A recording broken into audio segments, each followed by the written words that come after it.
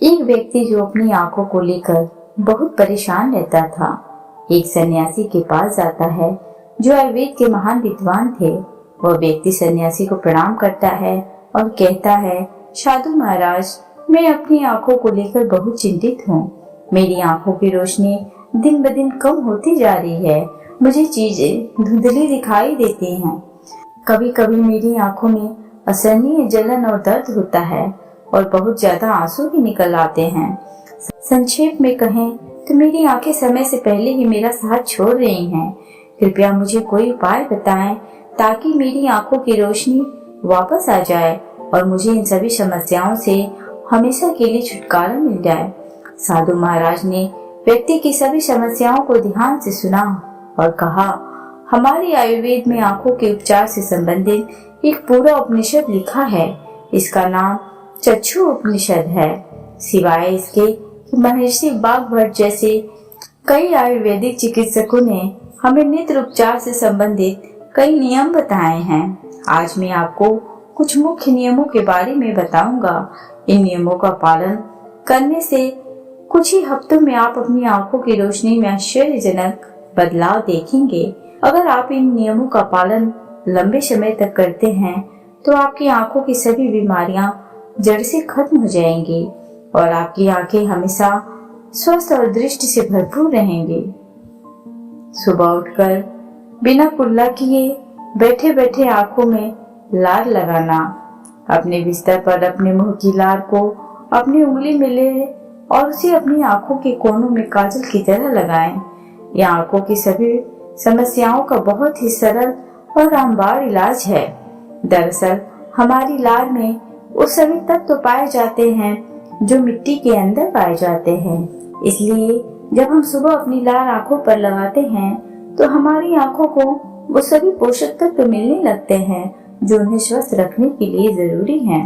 यदि आप रोज सुबह अपनी आंखें धोते हैं तो अपनी आंखों में पानी की छींटे मारें। इसलिए इन्हें ऐसे ना धोएं, बल्कि सबसे पहले अपने मुंह में पानी भरें और अपनी दोनों आंखों में कम से कम 20 छींटे डालें। छींटे इतनी तेज नहीं होनी चाहिए कि आंखें लाल हो जाएं और दर्द करने लगें, बल्कि इतनी तेजी से छींटे मारें कि पानी आंखों के अंदर चला जाता है।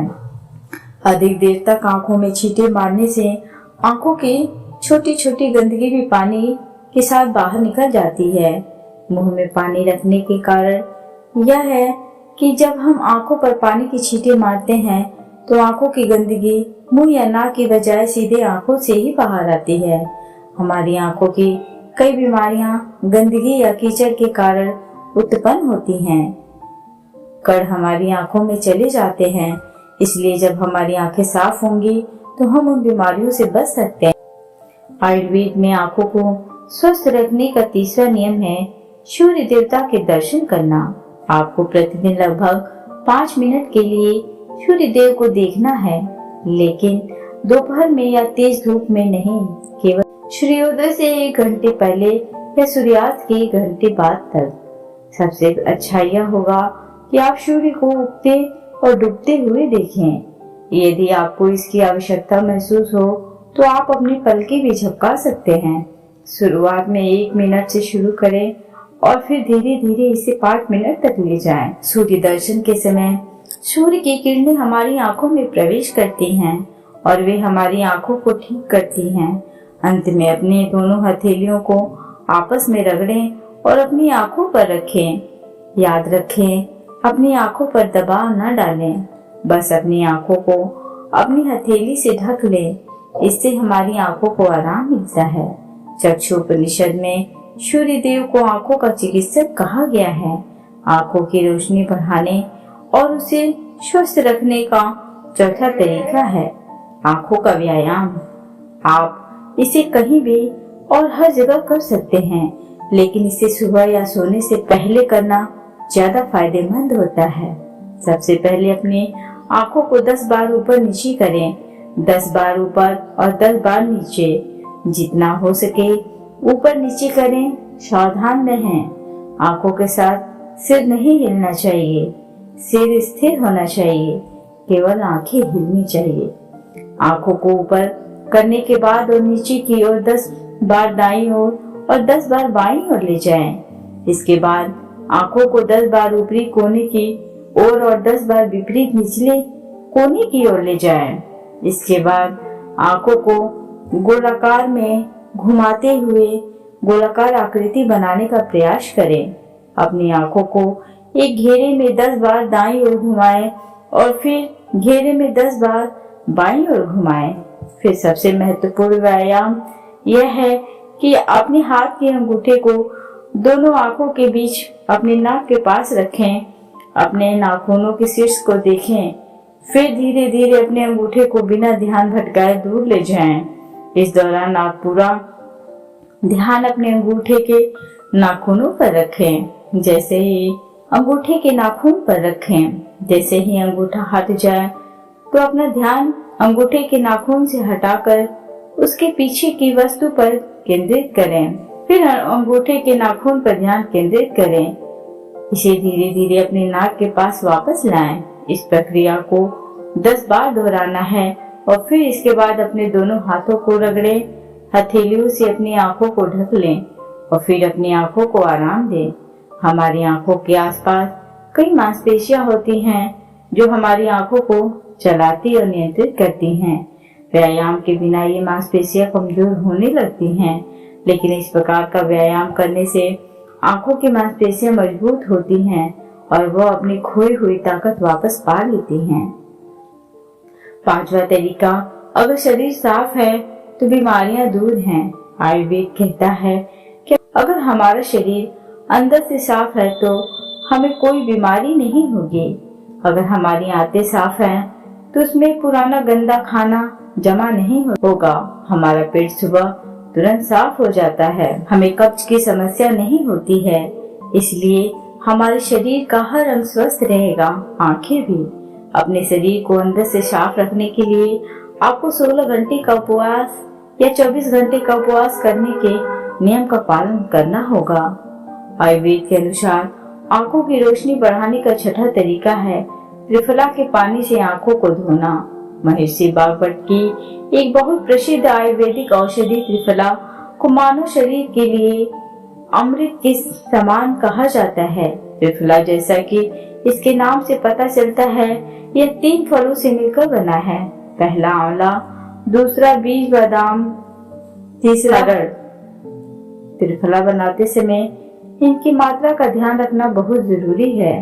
त्रिफला बनाने के लिए आंवला, बीज बादाम और हरड़ तीनों की संख्याएं 1, 2, 3 के अनुपात में चाहिए। आंवला 3 बार, बीज बादाम 2 बार और हरड़ 1 बार। इन तीनों को सुखाकर इनके बीज निकाल लेना चाहिए।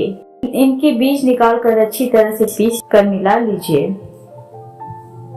1 चम्मच त्रिफला चूर्ण को 2 गिलास पानी में रात भर भिगो कर रख दें मिट्टी के बर्तन में और सुबह इसे छान के इसके पानी से आंखों को धोएं। ऐसा करने से आंखों की सभी समस्याओं में बहुत जल्दी आराम मिलता है और आंखों की रोशनी बहुत तेजी से बढ़ती है। त्रिफला सिर्फ आंखों के लिए ही नहीं बल्कि हमारे शरीर के लिए भी बहुत फायदेमंद है, क्योंकि यह वात, पित्त और कफ को नष्ट करता है। त्रिफला लेने के 2 नियम हैं, एक रात में और दूसरा सुबह के समय। यदि आप त्रिफला का सेवन सुबह करते हैं तो गुड़ या शहद के साथ। यदि आप त्रिफला का सेवन रात में करते हैं तो दूध या गर्म पानी के साथ। जब त्रिफला को रात में दूध या गर्म पानी के साथ खाया जाता है तो हमारे शरीर को साफ करता है, बड़ी आंतों को साफ करता है और गंदगी को बाहर निकालता है।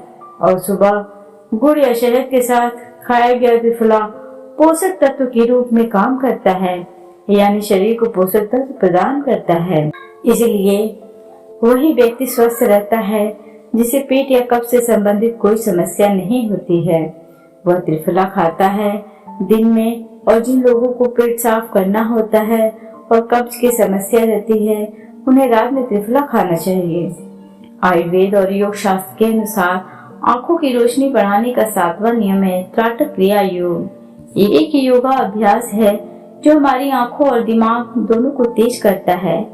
त्राटक क्रिया योग करने के लिए किसी अंधेरे कमरे में एक दीपक या मोमबत्ती जलाएं, फिर उसे ऐसे स्थान पर रखें, ऊंचाई इतनी कि जब आप बैठे तो यह आपकी आंखों के सामने हो, न ऊपर न नीचे।